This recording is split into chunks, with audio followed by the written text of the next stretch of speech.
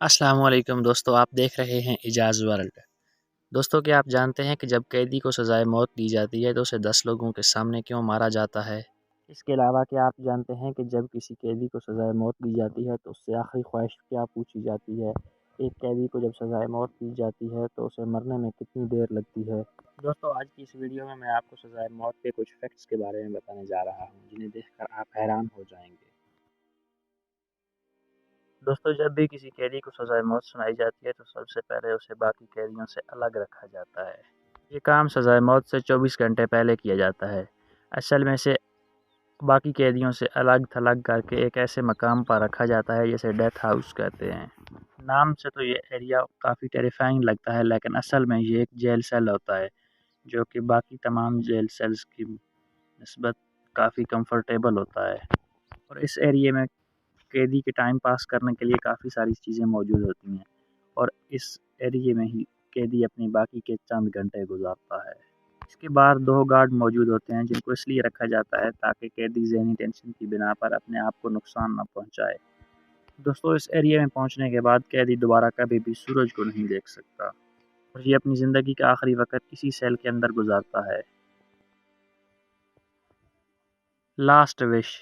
دوستو، جب بھی کسی قیدی کا آخری وقت آتا ہے تو اس سے اس کی آخری خواہش ضرور پوچھی جاتی ہے۔ ڈیتھ ہاؤس سیل میں ایک گارڈ آتا ہے جو کہ اس سے اس کی آخری خواہش پوچھتا ہے، اور اس وش میں وہ کھانے کے لیے کچھ بھی منگوا سکتا ہے جو کہ اسے لا کر دیا جاتا ہے۔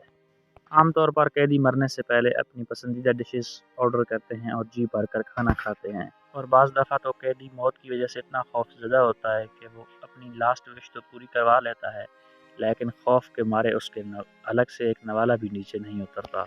آپ یہ امیجن کریں کہ اگر کسی شخص کو پتہ چل جائے کہ وہ چند گھنٹوں بعد مرنے والا ہے تو اس کے اوپر سے کیا گزرے گی۔ ایسی سچویشن میں کھانا تو دور، بندہ پانی تک بھی نہیں پی سکتا۔ لیکن بہرحال جو بھی ہو، اس کی لاسٹ وش پوری کرنے کے لیے حتی الامکان کوشش کی جاتی ہے۔ Last visitors.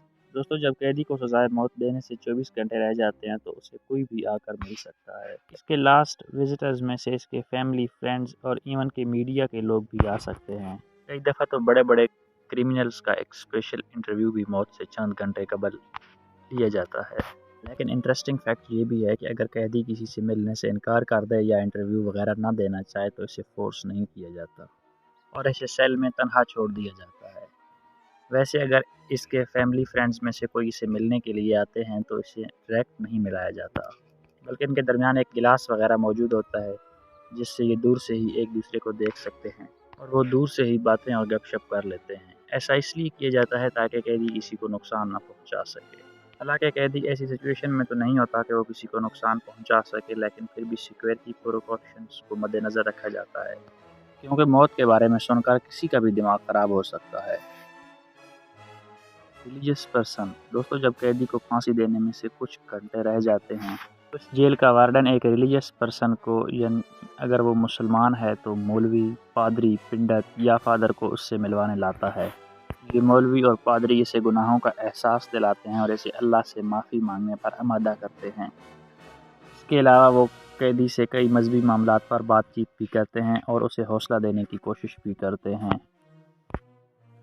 یہ مذہبی اسکالر موت تک قیدی کے ساتھ ہی رہتا ہے اور اسے حوصلہ دینے کی کوشش کرتا ہے اور اس سے بات چیت کرتا رہتا ہے۔ عام طور پر قیدی اس ریلیجیس پرسن سے اپنی کئی پرسنل باتیں بھی شیئر کرتے ہیں اور اپنا دل کا بوجھ ہلکا کرنے کی کوشش کرتے ہیں۔ Final preparation. دوستو، جب قیدی کو سزائے موت کا وقت آتا ہے تو اسے سزائے موت کے لیے تیار کیا جاتا ہے اور اسے ایک اسپیشل یونیفارم دیا جاتا ہے۔ یونیفارم نما ڈریس ایک اسپیشل فیبرک سے تیار کیا جاتا ہے تاکہ موت کے وقت کسی بھی قسم کا بلڈ سپل نہ ہو سکے۔ آپ یقین نہیں کریں گے کہ قیدی کو اس یونیفارم کے ساتھ ساتھ ایک ڈائپر بھی دیا جاتا ہے تاکہ وہ اسے پہن سکے۔ پیمپر اس لیے دیا جاتا ہے تاکہ موت کے خوف کی وجہ سے اگر اس کے جسم سے کچھ نکلے تو کپڑوں پر گندگی نہ لگے اور بعد میں اسے صاف کرنے میں آسانی ہو۔ ہر قیدی کے لیے یہ ڈائپر پہننا لازمی ہوتا ہے۔ قیدی جب یونیفارم پہن کر باہر آتا ہے تو اسے چیک کیا جاتا ہے کہ اس نے ڈائپر پہنا ہے یا نہیں پہنا۔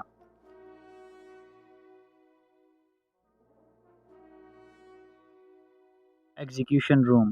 دوستو، جب قیدی یونیفارم وغیرہ پہن کر مرنے کے لیے تیار ہو جاتے ہیں تو انہیں ایک خاص طرح کے روم میں لایا جاتا ہے۔ لیکن اس سے پہلے اس سے ایک آخری دفعہ اس کا جرم قبول کروایا جاتا ہے اور اس کو ایک ڈاکومنٹس دیا جاتا ہے جس کے اوپر ٹرمز اینڈ کنڈیشنز لکھی ہوتی ہیں اور قیدی کو اس کے اوپر سائن کرنے ہوتے ہیں۔ جب وہ سائن کر لیتا ہے تو قیدی کو بیڑیوں سے باندھ دیا جاتا ہے اور گارڈز اسے پکڑ کر ایگزیکیوشن روم میں لے آتے ہیں۔ اس کمرے میں اسے 3 طرح سے سزائے موت دی جا سکتی ہے۔ اس میں lethal injection, electric chair, hanging بھی شامل ہے۔ جج نے اس قیدی کی جو بھی سزائے موت مختص کی ہوتی ہے اسے اس طرح کی سزائے موت دینے کی تیاری شروع کر دی جاتی ہے۔ یوزولی قیدی کو سزائے موت دینے سے پہلے ایک رسی یا بیلٹ سے باندھا جاتا ہے تاکہ وہ موت کے خوف سے اپنے ارد گرد کے لوگوں کو نقصان نہ پہنچا سکے۔ اسے اس طرح باندھا جاتا ہے کہ اس سے اس کی صرف آنکھیں اور سر ہی حرکت کر سکتا ہے جبکہ باقی باڈی اپنی جگہ سے ذرا سی بھی نہیں ہل سکتی۔ اس طرح یہ سزائے موت پانے کے لیے مجموعی طور پر تیار ہو جاتا ہے۔ Medical test. دوستو جب ایگزیکیوشن روم میں قیدی کو مکمل طور پر باندھ دیا جاتا ہے ایک اسپیشلسٹ آتا ہے اور اس کا پورا معائنہ کرتا ہے۔